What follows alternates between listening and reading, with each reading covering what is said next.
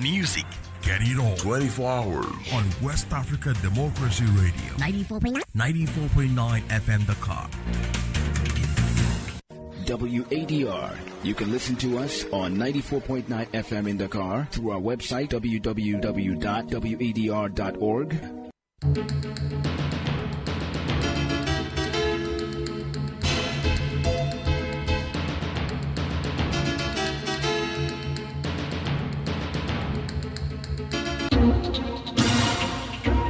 WADR. Promoting dialogue. It's 6 p.m. in Dakar. Good evening and welcome to Newslink here on West Africa Democracy Radio, broadcasting on 94.9 FM and around the world at wadr.org. Coming up in the news, death toll from tanker explosion in Nigeria rises to over 40 people killed and 60 others injured. The Togolese government inaugurates elected mayors and deputies for all 170 municipalities. Gambian government denounces the hashtag Justice for All group amid border tensions. All foreign commercial passenger vehicles have freely access to the Gambian market, but Gambian passenger vehicles didn't have access to any ECOWAS sub-region market. We believe this is a concern. It's on competition. It's not good for our economy. In Ghana, Speaker of Parliament Bambin proposes official leave for MPs, swears in new members. Those of us who have sacrificed all these years, we know how our families have been destroyed because you never have time. Stay tuned for details of these stories and more. Here is Abdullahi Hassan with Newslink. Many thanks for joining us. Newslink begins in Nigeria, where no fewer than 42 people were killed and 60 others seriously injured following a tanker explosion in Niger State. The tragic incident occurred on Tuesday, according to the State Disaster Management Agency. The incident happened around 11 a.m. at Esan and Badegi communities along the Bida Agay Road in Kacha local government area of the state. Eyewitnesses said the victims were scooping fuel from the fallen tanker when it exploded, setting off a massive fire that engulfed several people. The government is set to comment on this development, but the State Disaster Management Agency SEMA told WADR that the victims are receiving medical treatment. Tanker truck accidents are common in Nigeria as residents attempt to siphon off fuel after such accidents are often caused by speeding and disregard for traffic regulations. In Togo, the state inaugurates new mayors and their deputies in the country's 170 municipalities. This is thanks to the first meetings of municipal councillors held last week. This election has once again reshaped the local political landscape as some opposition parties have reacted to this new configuration. Here is more with Christopher Aticho. Unsurprisingly, the ruling Uni Party won by a wide margin, retaining the majority of seats in the various municipalities. Some opposition parties nevertheless managed to hold on to the few town halls, such as Jean-Pierre Fabre's ANC, whose leader was reappointed as head of the Gulf 4 municipality. Within the Alliance of Democrats for Integral Development ADI, it is now time for reflection. The party believes it must reinvent itself and strengthen dialogue to avoid the underperformance seen in this election. As for the Socialist Party for Renewal, PSR, it lamented the low voter turnout, emphasizing that abstention worked in favor of the ruling party. Meanwhile, the first deputy mayor of the outgoing council in Gulf 2 municipality, Pastor Edo Kumi, acknowledged the relevance of the work done by some outgoing mayors, but called for better supervision of the deputies' roles to prevent the tensions often observed within municipal teams. These elections took place in an institutional contest marked by the entry into force of the Fifth Republic. The key challenge, strengthening local governance and meeting citizens' expectations.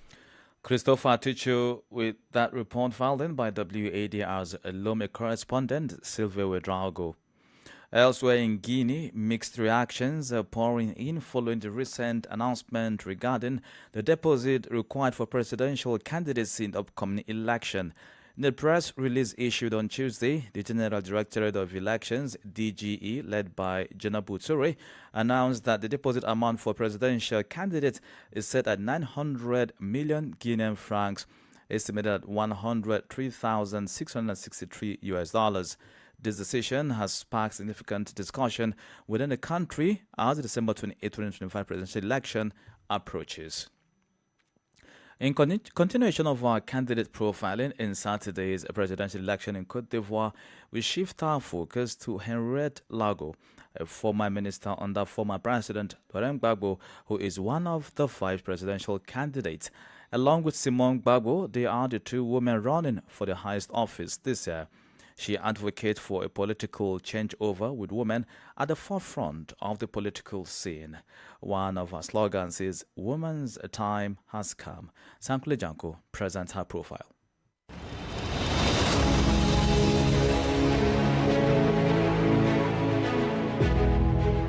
Henriette Lago Adjo, 66, is a well-known figure in Ivorian politics.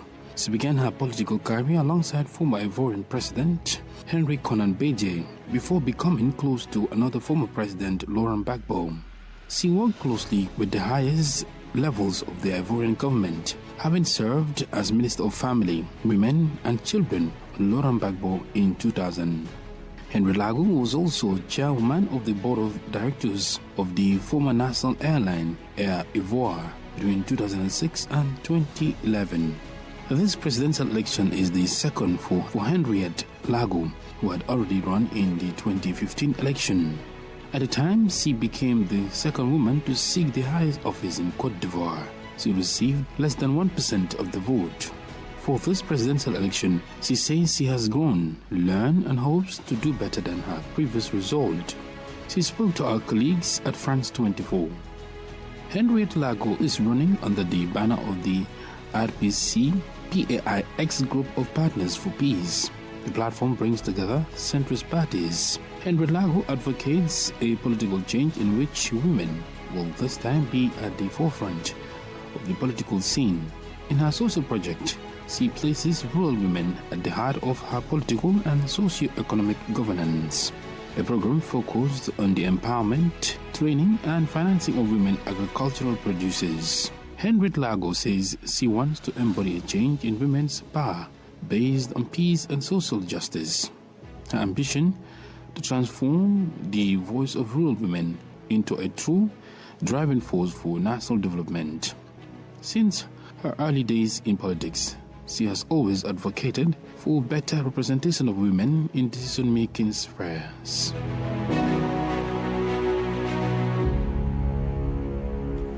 Sankule Janko there with a portrait of Henriette Lago, one of the 5 presidential candidates in the Côte d'Ivoire presidential election scheduled for October 25. More stories coming up on West Africa Democracy Radio. Newslink continues.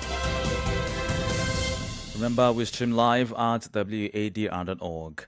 In Benin, Amnesty International held a press conference on Wednesday to mark African Human Rights Day. On this occasion, the human rights organization called on the Beninese government to strengthen freedom of assembly, freedom of expression, and human rights in the country. This call was made in advance of the 2026 general elections. Augustine Colley has the rest of the details. For Amnesty International, it is more than urgent to bring together stakeholders in the electoral process.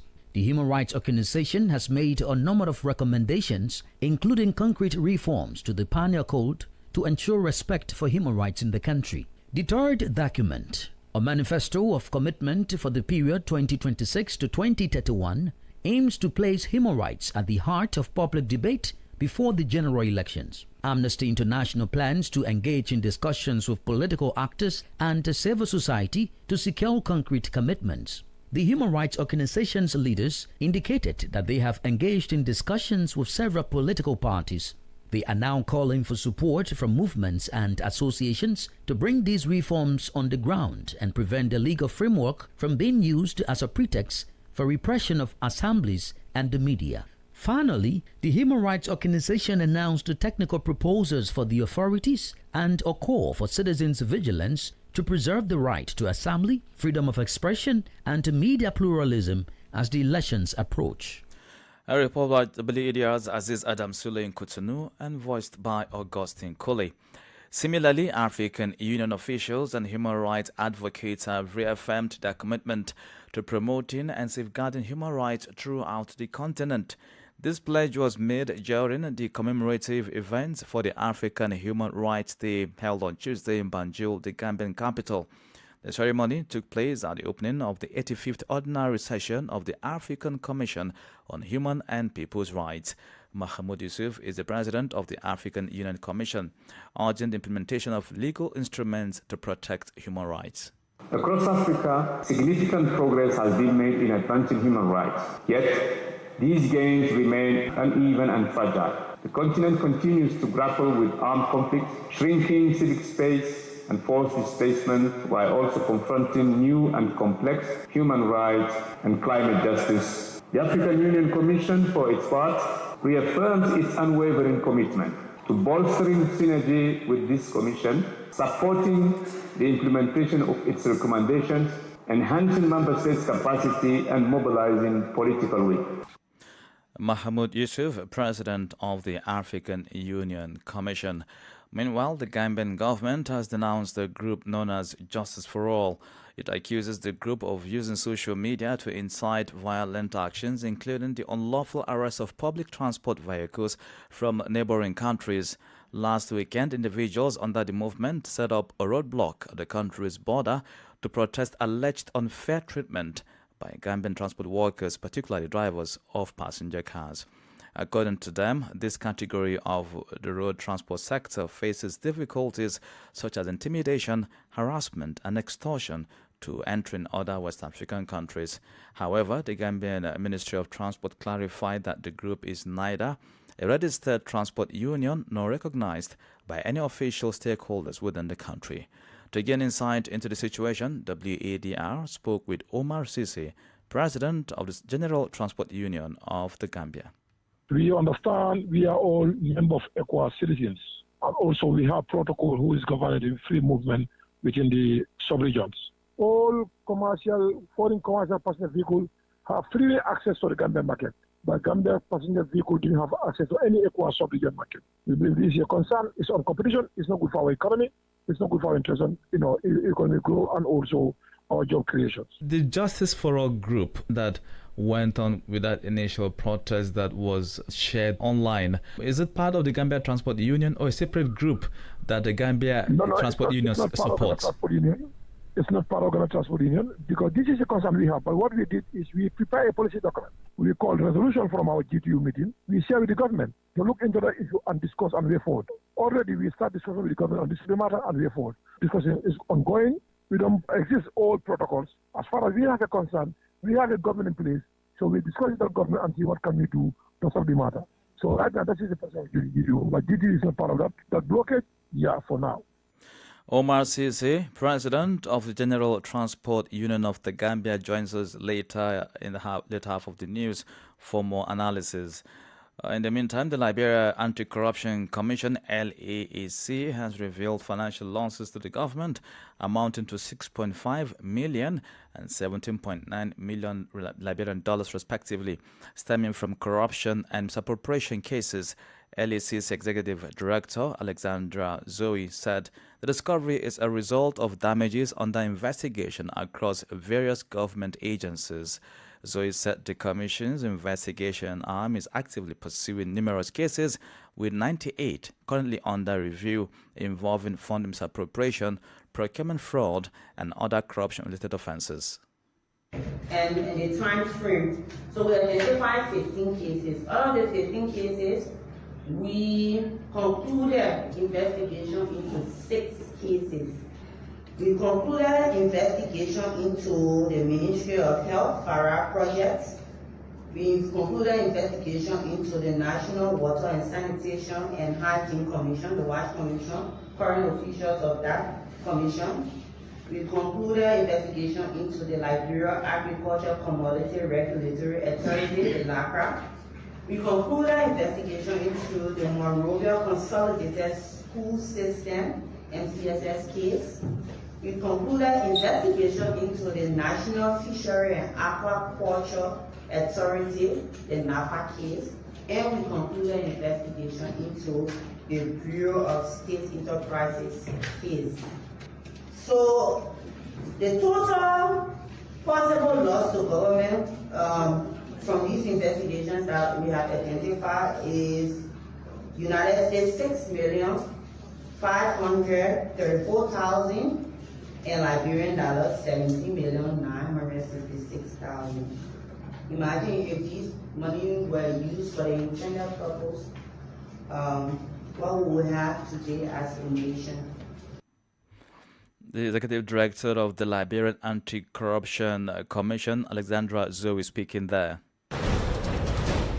You are listening to Newslink here on West Africa Democracy Radio, broadcasting from Dakar, Senegal. We are live at wadr.org. Here's a reminder of our top stories. Death toll from tanker explosion in Nigeria rises to over 40 people killed and 60 others injured. The Togolese government inaugurates elected mayors and deputies for all 170 municipalities.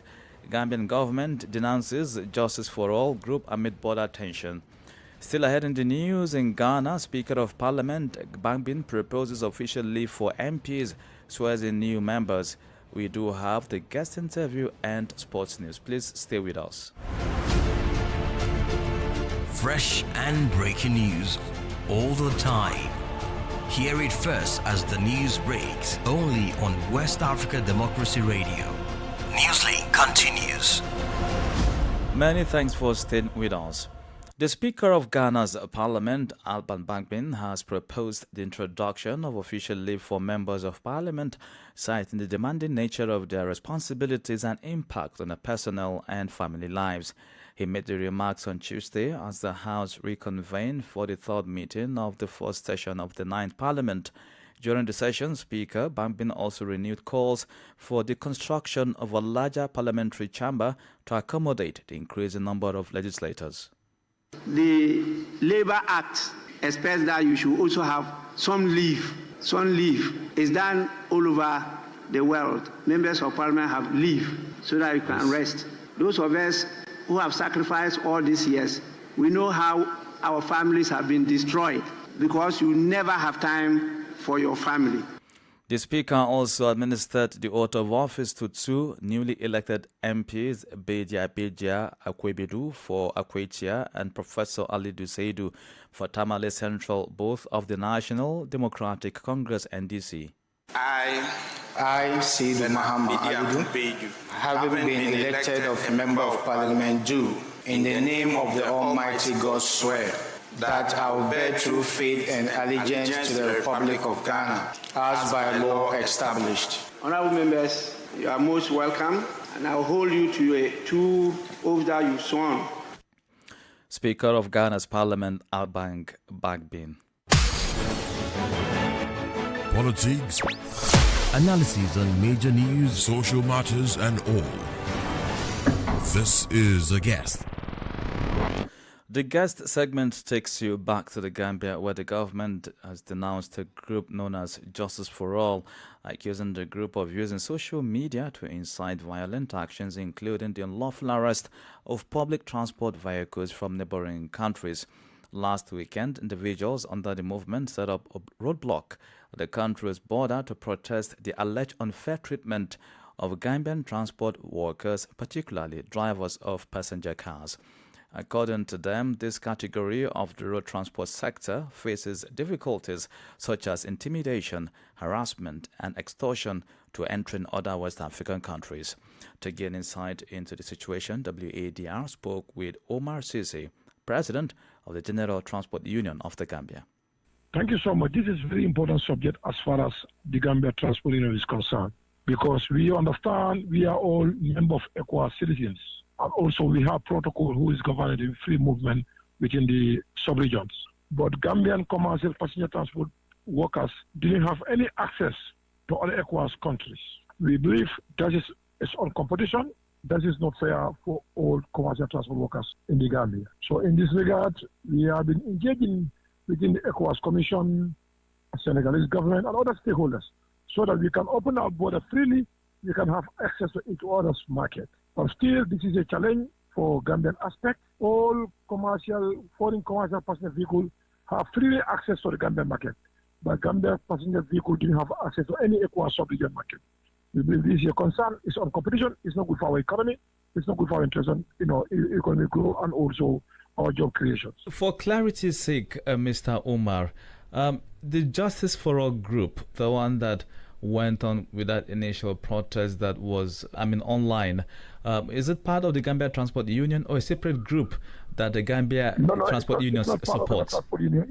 It's not part of the Transport Union because this is a concern we have. But what we did is we prepare a policy document. We call resolution from our GTU meeting. We share with the government to look into the issue and discuss and way forward. So already we start discussing with the government on this matter and way forward. So that discussion is ongoing. So we feel it's not.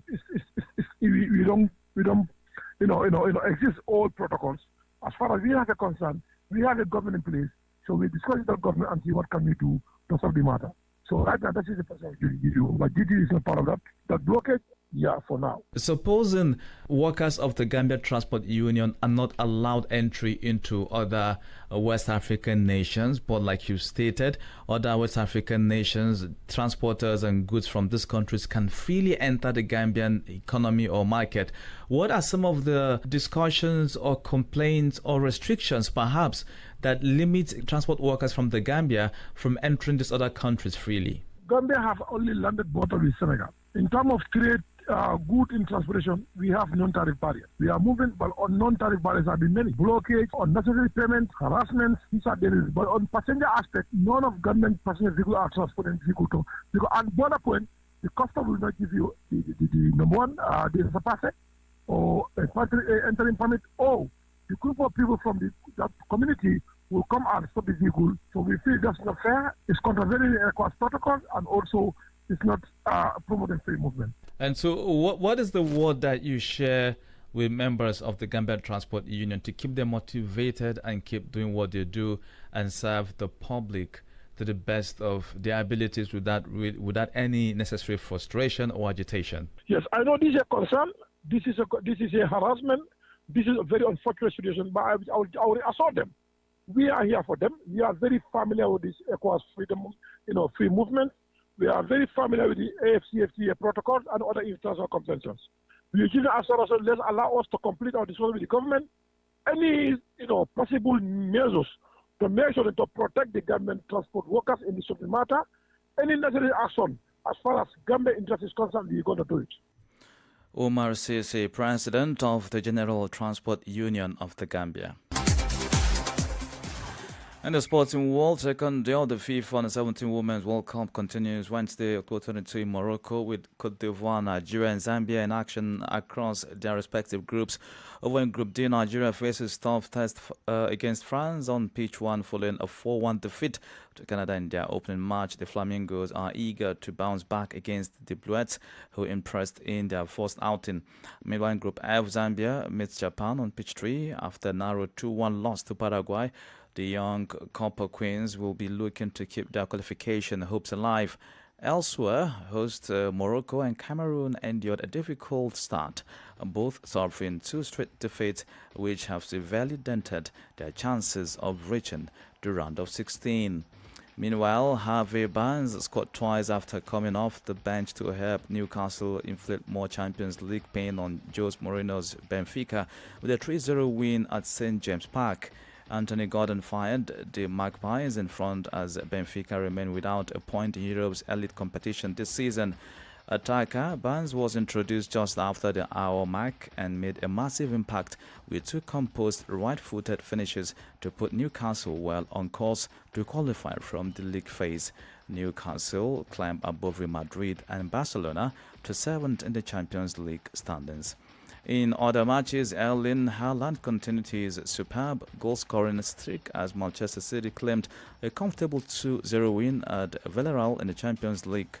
Pep Guardiola's side stayed unbeaten in the league phase with their victory at Estadio de la Ceramica, secured by first-half goals from Haaland and then Bernardo Silva. Norwegian target man Haaland has now found the net in each of his last 12 games for the club and country, racking up 22 goals in those fixtures. And with that, we've come to the end of this edition of Newslink here on West Africa Democracy Radio, broadcasting from Dakar, Senegal. Thank you for listening. Many thanks to Mustafa Sek and Ismaila Kamara for the technical support. Do interact with us via social media platforms, X, Instagram, and Facebook at WADR English, and stream live at wadr.org. I'm Abdullahi Hassan. Do enjoy the rest of our broadcast. Good evening. And many thanks to you for listening to Newslink via Hot 104.3 FM, Newmi FM 94.0, Hilltop Radio 104.7 FM, and Veritas Radio 102.9 in Banjul, the Gambia. We also appreciate our listeners in Liberia via Alternative Youth Radio 98.9 FM, Lofa County, Radio Kagama 94.5 FM, Niba County, DCN Radio 91.3 FM, Riverside County, Wakat FM Radio, Banga, Liberia, Radio Baf FM 91.3 Sierra Leone in Nigeria, and Love 104.5 FM Abuja. For you listening via Radio Pad 95.1 Damango, Savannah region, and on Royals FM 104.7 Wenchi, Ghana, we say a big thank you. Remember, West Africa Democracy Radio is all about you, your views, and your opinions.